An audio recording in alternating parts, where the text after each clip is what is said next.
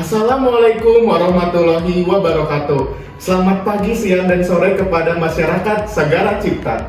Perkenalkan, nama saya Rizky Ramadan Said Zenida, biasa dipanggil Rizky, yang merupakan mahasiswa KKN dari Fakultas Kedokteran Universitas Padjadjaran.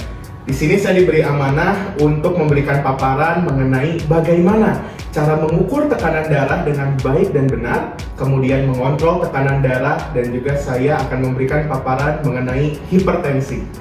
Mengukur tekanan darah dan mengontrol tekanan darah perlu dilakukan oleh semua kalangan, bukan hanya bagi pasien penderita hipertensi ataupun jantung saja. Karena mengukur tekanan darah, kita dapat melakukan pencegahan terhadap hipertensi, melakukan deteksi dini, dan yang paling penting adalah mengevaluasi tekanan darah agar terhindar dari penyakit hipertensi dan juga komplikasi lainnya. Bapak Ibu sekalian, di sini saya akan memberikan tutorial mengenai bagaimana cara mengukur tekanan darah secara mandiri, sehingga harapannya Bapak Ibu sekalian dapat melakukannya secara mandiri di rumah masing-masing. Berikut ini merupakan alat untuk mengukur tekanan darah secara digital atau kita sebut sebagai tensimeter digital. Di sini ada alat untuk mansetnya yang akan diletakkan di lengan atas, dan di sini ada baterai. Memang untuk baterainya ini harus dilepas, kami sarankan agar mencegah kerusakan. Saya akan paparkan tahapan sebelum dilakukannya pemeriksaan tekanan darah secara digital. Yang pertama, Bapak Ibu diharapkan untuk rileks terlebih dahulu, istirahat terlebih dahulu sekitar 2-3 menit sebelum dilakukan pengukuran. Kemudian kami sangat menganjurkan untuk mengosongkan kandung kemih terlebih dahulu, sehingga Bapak Ibu dipersilahkan untuk melakukan buang air kecil terlebih dahulu. Setelah itu, sebelum dilakukan pemeriksaan, 30 menit sebelum dilakukan pemeriksaan, Bapak Ibu tidak boleh mengonsumsi makanan dan juga minuman, utamanya kopi, alkohol, dan juga merokok di 30 menit sebelum dilakukannya pemeriksaan. Di sini saya dibantu oleh rekan saya, Kang Udin. Di sini saya tidak akan memperagakan langsung karena harapannya Bapak Ibu dapat melakukan pemeriksaan tekanan darah secara mandiri. Jadi setelah melalui tahapan persiapan, sekarang kita masuk ke tahapan bagaimana caranya mengukur tekanan darahnya ini.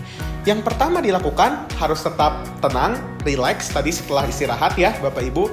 Kemudian posisi punggungnya dapat disenderkan saja, dan bagian tangan atau lengannya itu disimpan di atas meja. Jadi Kang Udin bisa tangannya seperti ini ya Kang. Jadi antara siku dan juga lengan disimpan di atas meja. Kenapa? Karena pemeriksaan ini harus level dengan tinggi jantung.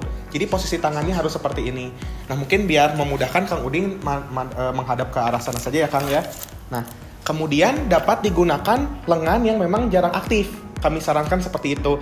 Karena Kang Udin tidak tidal, jadi bisa menggunakan tangan kiri. Kemudian yang tidak kalah penting adalah dari segi kakinya nih Bapak Ibu. Kaki Bapak Ibu harus menapak di atas lantai ataupun ubin. Jadi tidak boleh disilangkan, tidak boleh jinjit, harus ditapakkan seperti ini dari segi kakinya. Baik Kang Udin, sekarang kita langsung saja melakukan pemeriksaannya secara mandiri. Di sini merupakan posisi idealnya. Ini Kang Udinnya juga rileks, punggungnya juga disenderkan, lengan ini sudah ditempatkan di atas meja, kemudian kakinya memang harus ditapakkan di atas ubin. Kemudian langkah selanjutnya adalah harus menaikkan terlebih dahulu baju. Kecuali bajunya baju yang ringan, itu boleh digunakan. Tapi sangat disarankan untuk langsung terkena kulit dari mansetnya ini sendiri. Lalu bagaimana caranya? Pertama, di sini ada tensimeter digitalnya. Pastikan terlebih dahulu baterainya sudah dimasukkan. Tadi kita sudah memasukkannya. Sekarang Kang Udin dipersilahkan untuk memasukkan mansetnya. Digunakan di lengan atas bagian kiri, di atas siku. Jadi jarak antara mansetnya Bapak Ibu harus 2 cm di atas siku karena harus level dengan jantung. Jadi kita bisa mengukurnya dengan 2 jari seperti ini. Jadi kalau sudah di atas 2 jari dari siku itu aman. Kemudian posisi daripada selangnya ini harus berada di depan Bapak Ibu seperti ini. Nah, jangan di belakang untuk selangnya. Dan dapat dirapatkan. Di sini kan ada mansetnya ya. Dirapatkan secukupnya saja, jangan terlalu ditekan, jangan terlalu padat, dan kemudian memasukkan selangnya ke dalam tensimeter seperti ini. Nah, apabila sudah selesai, maka dapat dinyalakan tombol startnya.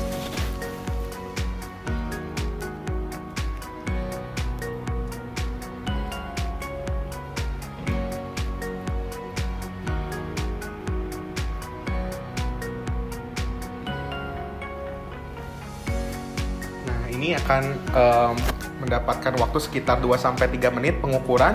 Dan yang tidak kalah penting adalah bagi seseorang yang sedang diukur, ini harus rileks dan tidak boleh mengobrol Bapak Ibu. Kenapa saya mengobrol? Karena kan kalau saya instrukturnya. Tapi bagi Bapak Ibu yang sedang diukur, tidak boleh mengobrol ya Bapak Ibu. Dan juga kami sarankan untuk melakukan pemeriksaannya di dalam ruangan, jangan di luar ruangan, seperti itu. Oke, di sini sudah keluar ya hasilnya, 114/71.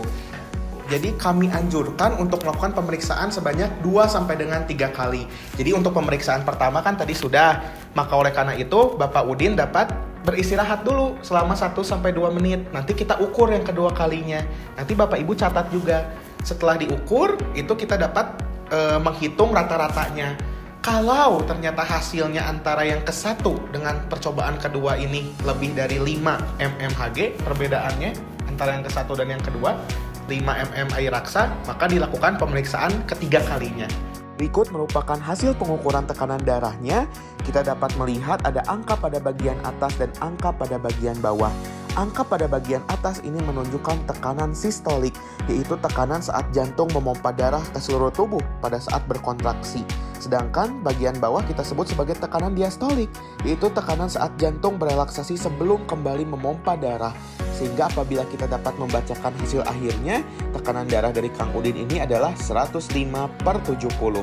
Bagaimana cara mengetahui apakah tekanan darah kita normal atau tidak? Berikut adalah gambarannya. Sekarang semuanya sudah paham ya mengenai bagaimana sih seseorang terkena hipertensi, bagaimana cara mengukur tadi tekanan darah. Tadi ada tekanan darah yang normal, prehipertensi, dan juga ada yang hipertensi derajat 1 dan derajat 2. Kalau seandainya sudah masuk prehipertensi, itu artinya harus dikontrol ke dokter agar tidak berkembang menjadi penyakit hipertensi. Ya, mengenai faktor risikonya memang ada faktor risiko yang dapat dikendalikan, ada yang tidak dapat dikendalikan. Kalau yang tidak dapat dikendalikan seperti genetik, itu tidak dapat dikendalikan. Tapi ada juga yang dapat dikendalikan seperti pasien yang merokok, maka dari itu hindari merokok. Kemudian harus aktif berolahraga. Lalu dari segi konsumsi makanannya, kami anjurkan untuk mengonsumsi garam itu maksimal adalah kurang dari 5 gram per hari. Artinya 1 hari itu adalah 1 sendok teh saja itu per hari. Lalu untuk konsumsi lemak ataupun minyak itu 1 hari adalah kurang dari 5 sendok makan saja per harinya.